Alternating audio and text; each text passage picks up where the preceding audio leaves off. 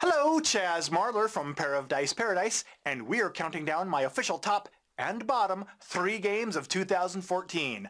These are the standouts that I played this year for the very first time, and today is going to be, oh boy, my biggest disappointment of 2014. Oh.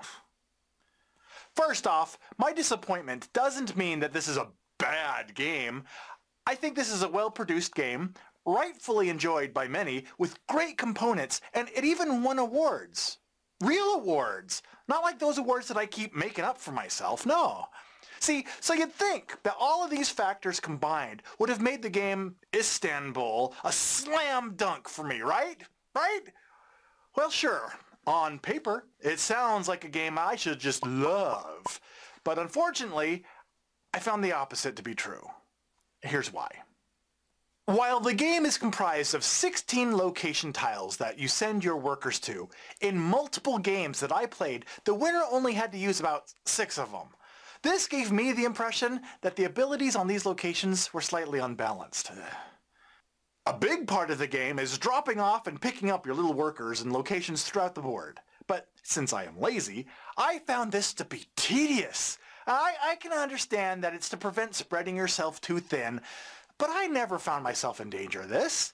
In fact, I've rarely ever needed to use the little fountain location to regroup all my workers. In the end, dropping off and picking up all my little workers just seemed like busy work.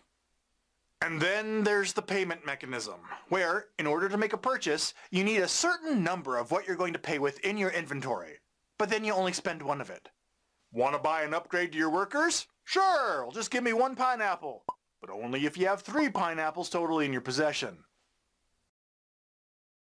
If this was a game about securing financing for a used Honda, then sure, this sort of credit pre-qualification requirement may make sense then, but I don't know, maybe they're planning an expansion that will add a certified pre-owned vehicle dealership to the game.